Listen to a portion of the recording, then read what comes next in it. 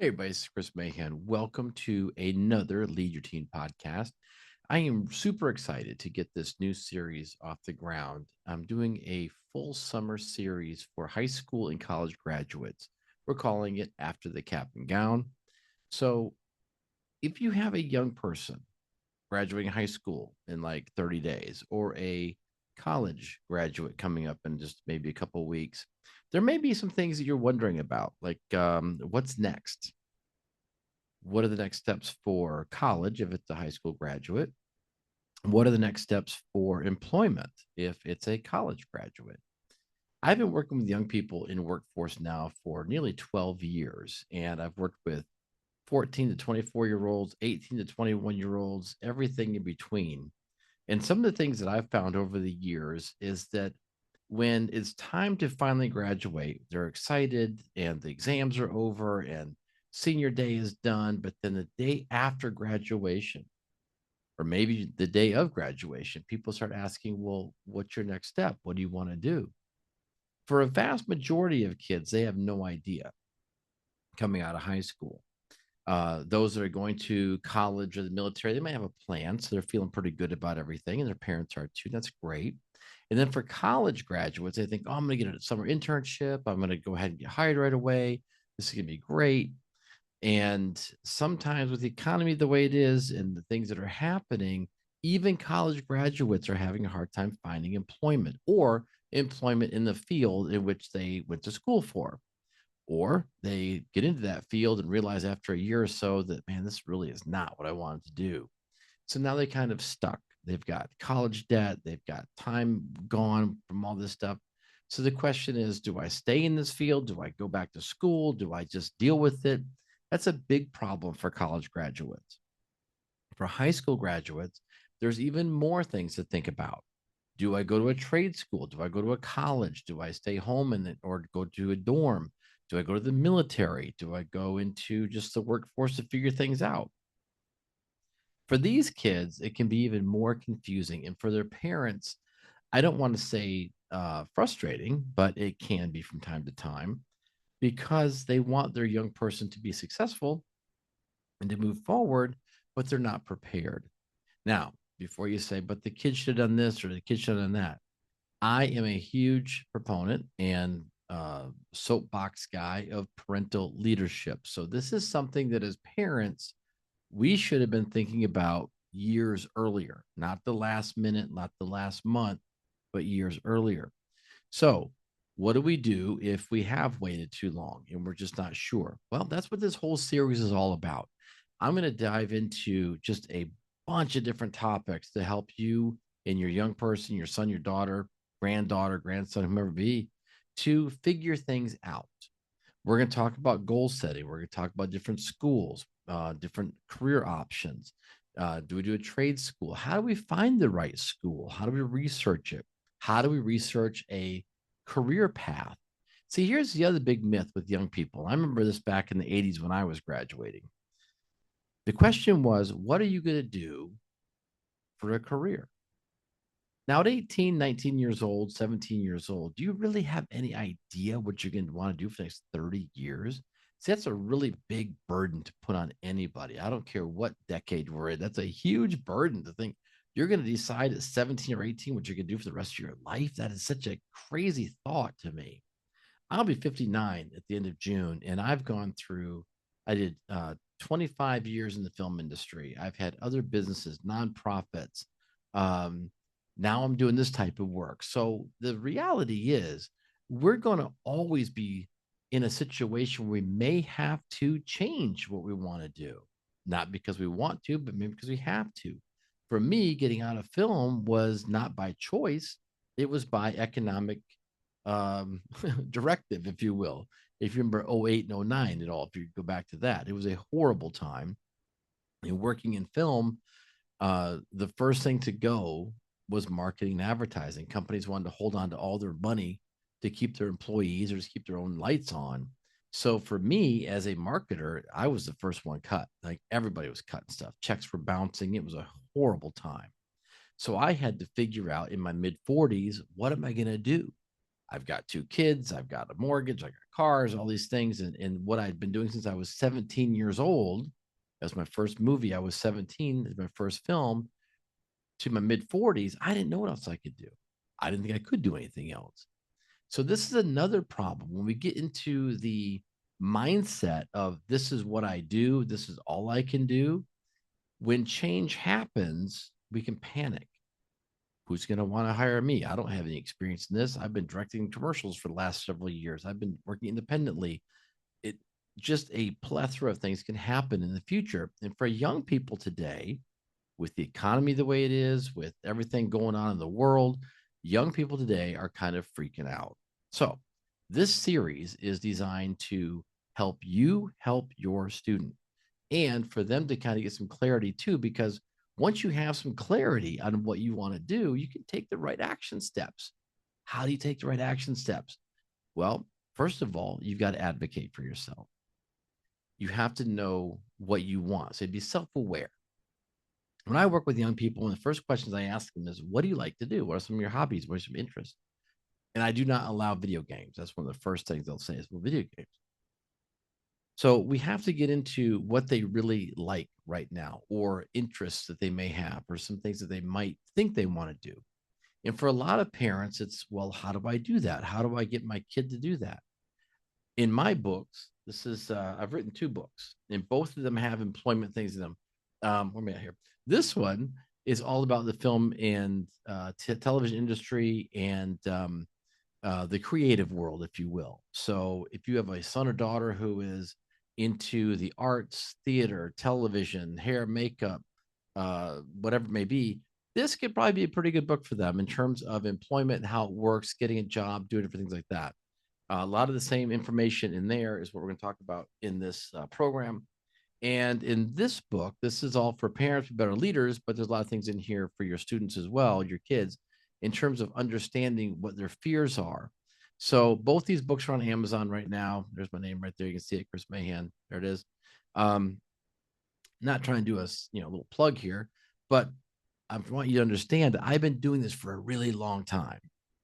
So what I call priming the mind is what parents need to do to help their kids find their imagination, find what they're wanting to do, what they're looking to do, even if they don't have a clear directive at the moment.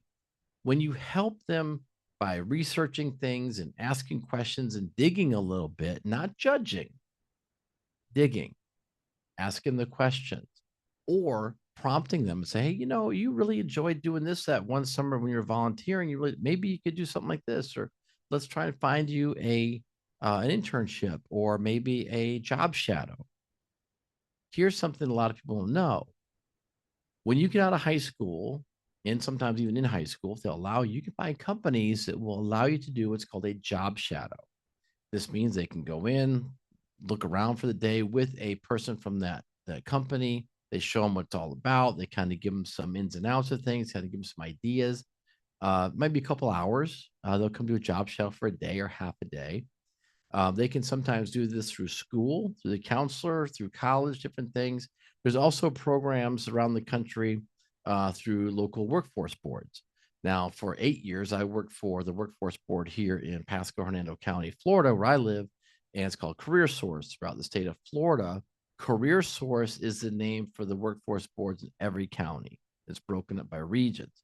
So wherever you are, what state you're in, I can't talk right now. Look for your local workforce board. There are federal programs for young people. The WIOA Youth Program, WIOA, WIOA Youth Program. In many states or many areas, they'll go up as high as 24, age 24. Usually it starts about 18 to 24. It is a federal program, so it's 100% free. And in that program, your son or daughter can get enrolled.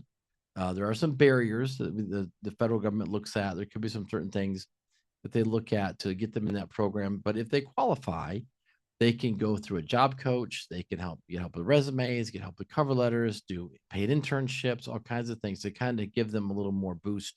So that's one thing to look at is the local workforce board. They're also called one stops. So if you look in your on Google in your area, look for your local one stop. That's probably what we're looking for. The other thing you can do, this is really an awesome thing for young people and trying to figure things out, is go to score.org. Score.org. This is a nonprofit organization. It's retired executives, retired business owners. And what they do is they coach people that want to get into either that field or just kind of help them figure things out. It's a wonderful organization. So we're going to talk about all kinds of stuff in this series about resources that you can have for free to help you help your son or daughter and to help your child, whatever age, high school graduate, college graduate, find ways to move forward. It's very, very important. Now, why is this important? Well, recent studies, and I found this off of the National Center of Education Statistics, about 3.7 kids graduate from private and public high school each year. Of that, 62% go to college, and that college right now is over 6 years. Okay. Of those, only 62% graduate. So the remaining might drop out. Well, they obviously drop out, they don't finish, but they still carry that debt load. What we want to do in this series is find ways to get you moving forward, hopefully without going into debt or going into a direction that you're going to graduate and actually enjoy what you want to do. Because whether you graduate or not, you carry that debt load, that FAFSA, sign up for that loan. If your Pell Grants are worn out, the rest is out of pocket. And if you go through college and maybe drop out, fail out, whatever it is, or decide it's not really for you, that can also be a big hindrance for young people when it comes to their self-confidence or their self-worth, or dare I say, it makes them a little more depressed because they feel like a failure sometimes, or they disappointed their parents. We don't want that. We want them to get out of school, whatever school it is, high school or college, and feel good about what they're doing. We want them to feel like they can take on the world. Okay. That's what the whole point of going to school is to be educated and be ready. Fortunately, unfortunately, too many young people are not prepared. Even if they have a high school diploma, I've worked with many that don't even know how to write a cover letter, a resume. Many don't even know how to write a address on an envelope. I know it sounds absolutely mind-boggling, but they just don't teach a lot of these things in school anymore. So it requires us as parents and community leaders and educators to jump in, help out, coach if we have to, mentor if we have to. This whole series is for that. I'm talking to some really amazing people right now to come on as guests. When I get them totally confirmed, I'll let you know who they are, their background, their history, their decades of work, and what they've done. Amazing stuff. So I want to connect the dots for you if you're having issues, what websites to go to, what free training sites. For instance, did you know that if you go to Alison.com, ALISON.com, there's over 4,000 free trainings on there.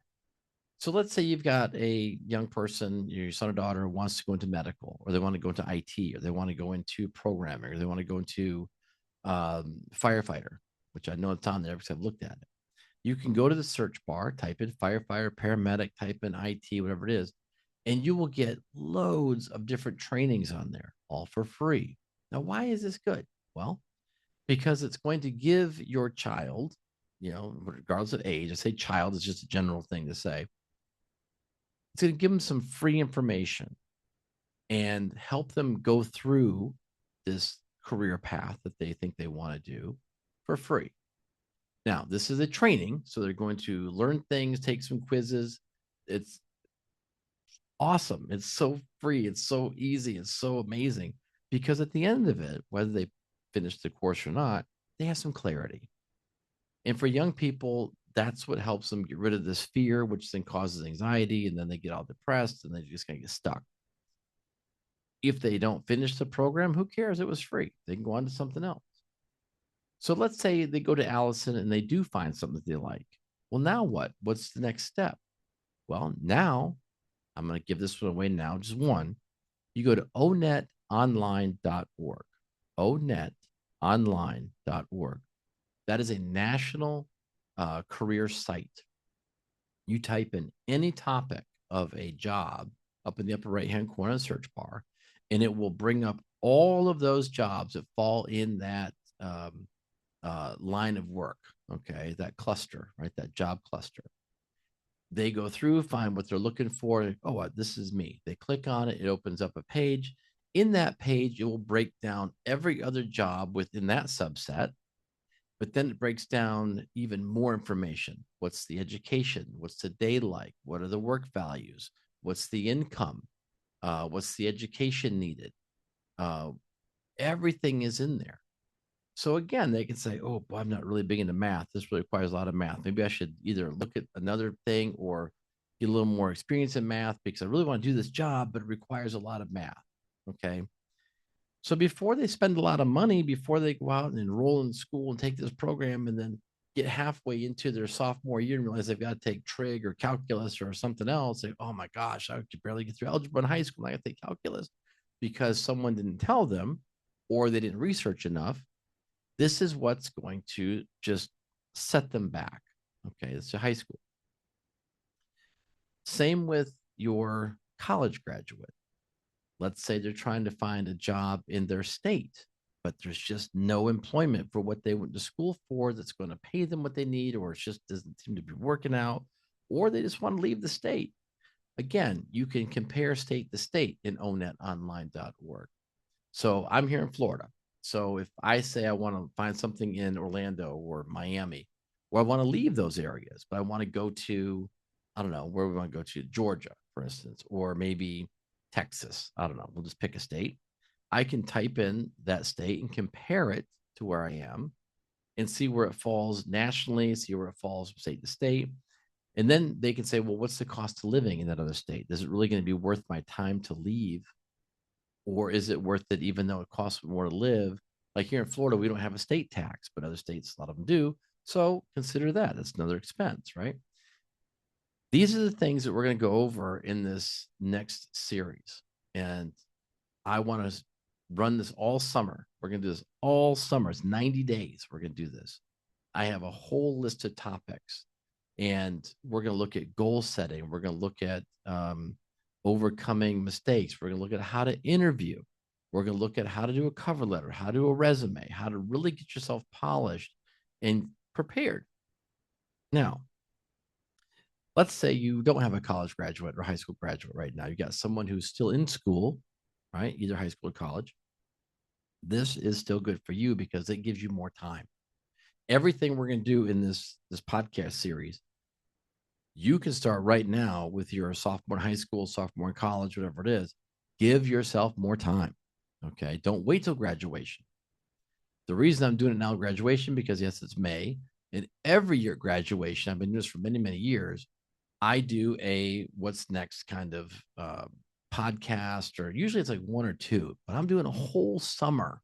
I'm doing a whole summer with this because there's so much information out there and so many amazing resources for you to help you help your son or daughter. Okay.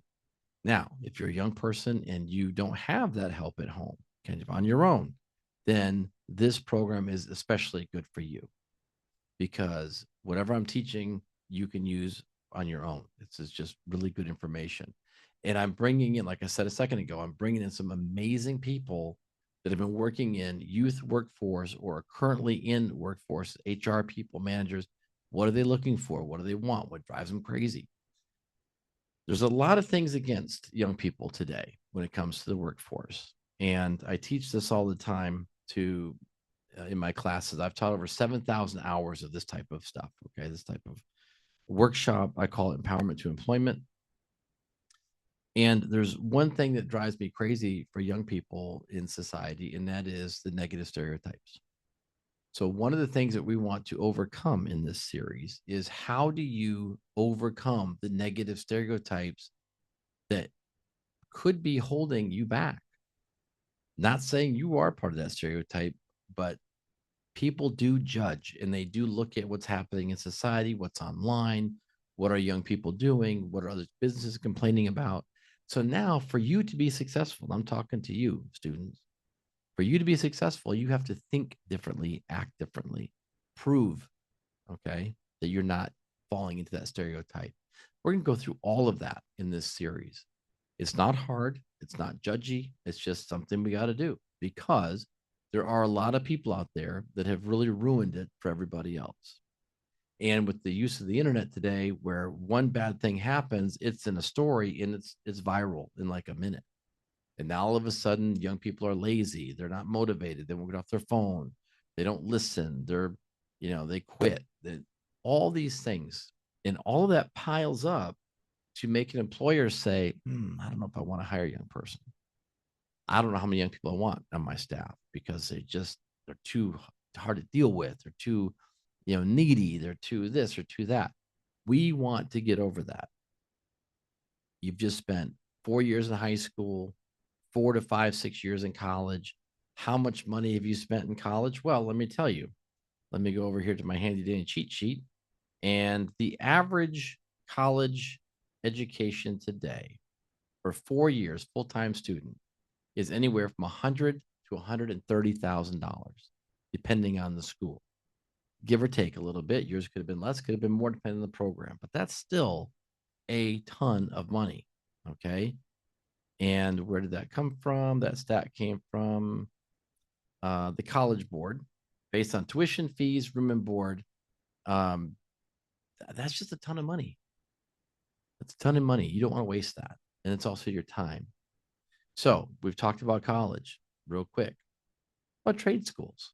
Maybe college isn't for you. Maybe you've got a son or daughter that's saying, I just don't really feel good about going to a 4-year school and getting into that $100,000 debt for 4 years. I want to start working now. So what do? We go into trade schools. Trade schools are, when I went to school, when I graduated back in the 80s, if you went to a trade school, that was for losers, right? That was the dumb way. You got to go to college. Boy, were we dumb back then. Trade schools, HVAC, welding, mechanics, aviation mechanics, A&P, get your A&P license, different things. They're making a ton of money. They start out usually right now, again, statistically, $45,000 to $60,000 a year. Most programs are around 10 months to maybe a year and a half, depending on the program, but you're working right away. You're getting out there working right away. And when you get out of school, you're not carrying as much debt. Many programs, like we have a school here in Newport Richey, Florida, where I live, called Marchman Tech, and they've got about a little over a dozen programs. One of those is welding. They have auto mechanics. They have boat mechanics, electrical for boats because you're on the water. The welding program, I think, is like 10 months. And most of that is covered through Pell Grant. So when you get through that program in 10 months, there's no debt. You've got your certifications. You're ready to go to work. Now, someplace like Marchman, they're working with local employers. Many schools do, but Marchman does, so they can help you kind of find some employment, different places to go. So again, you're 18, 19 years old. You spent 10 months, 11 months in this welding program. You're really fine tuning yourself, and you find a local job or you get a local union or whatever it may be, and you're making adult money. You're making good money. I know guys right now that have their A&P license. They're working in aircrafts. They're working on jets. They're 22, 23 years old. They're making incredible money. They went to school for 10 months to an aviation school, and now they're working and they're working on Delta jets, Frontier Airlines. They're working on these big jets. They're 22, 23 years old, making great money. So if you don't go to college, it's not the end of the world. Trade schools, one of the biggest employment areas and then one of the biggest growing, fastest growing income groups are trade schools. So if you like working with your hands, working outdoors, a little more autonomy, do your thing, a trade would be amazing for you and your work. Okay. So we've got trade schools, we've got college, at the military. My two boys took some time. We call it a gap year. So they were trying to find out where they wanted to go, what they wanted to do. And if you look right behind me, there's a military, the Marine Corps. That's one of my son's like plaques that he had right there. My other son right here, right there, that was from his graduation from his MCT school up in Rhode Island. They're in the Marine, they're both Marines, and they're making money. They got a roof over their heads. They've got college paid for when they do get out. They want to go that route. They've got their full insurance, the VA. They've got a lot of things going for them. And what's amazing about the military too is, and my oldest told me this the other day, he said, Dad, when I went into the Marine Corps, I really didn't know what I wanted to do. I was kind of floundering, which he was, like many young people, trying to figure things out. And he goes, I didn't really embrace everything right away because you're getting yelled at a little bit. There's structure, a lot of structure. But he's like, I've been in 2.5 years and I love the people I'm meeting. I really enjoy my job and I like how I've grown as a person. He's 24. And that made me feel great because in college, what I said, what would you be doing in college right now at 24? You didn't go right away, so you'd still be in college, getting all kinds of debt and probably partying and struggling about grades and freaking out. And you're not doing that. He's been deployed a couple times. He's been all over the place, and that was something else. He wanted to see the country, he wanted to see the world, and make money at the same time. And he's doing great. Both of them are. My youngest son is working on jets. I can't tell you what he's doing exactly, but he's not turning wrenches. He's working on the computer side. Um, Loves it. Loves his job. 21 years old. He's already doing amazing stuff at 21 years old, working on $200 million aircraft. It's just crazy. So both of them had to, like many kids, find their way. What am I going to do? I knew they weren't going to go to college. They just never had that desire. So I had to, as their father, help them figure out, well, let's look at this stuff. So everything you're going through as parents and young people, I've done it myself with my two boys. Okay. This is nothing new. We all have to go through it. So in this series, we are going to look at just all kinds of stuff. And like I said, I'm trying to get as many awesome guests on here as we can. If you have questions, concerns, if you have things you're going through, reach out to me and let me know, and I will address it in this podcast for you. I don't have to give your name or anything, but I can say, hey, so and so from here had this question. I'm sure if you have that question, many other people have it too. If you have a question for an employer, an HR person, a recruiter, let me know. I have a good standing with my boys recruiters. I get other ones on here because they all want people to know what they offer, whether it's Marines, Air Force, Army, doesn't matter. They all want you to know what they have to offer. I'm going to do my darndest to make sure that you have all the information and all the tools, if you will, to take these next 90 days until end of August, early September, to really get yourself underway. And, I'm making a pledge to you right now in this first episode so that you know what's coming up. So I look forward to hearing from all of you. I look forward to seeing what questions you may have, what concerns you may have. I really want to know so we can address it and I can get the right guests on, or I can research it and help you with it if I haven't already gone through something myself in the same situation to help you out. But I like to have more voices. I think more ideas and more insight is better than just my own because I can be biased, but I'd like to have that information for you. So with that, I'm going to let you guys go. This is May 2nd. My name is Chris Mahan. You can find me all over Google, Christopher S. Mahan. If you have any questions, yes, you can go to Amazon, look for Parental Leadership, 7 Principles of Your Teen Digital Age. Or if you're in a creative field, you want to know what's going on too, you can always go look up Take One, no film school required, and try that. Or just stay here with me the next couple months and get this done. It's all up to you guys. Talk to you very soon. Have an amazing rest of the week, rest of the weekend. See you guys soon. I'm going to turn this off because it's giving me a hard time. There we go. All right. See you guys.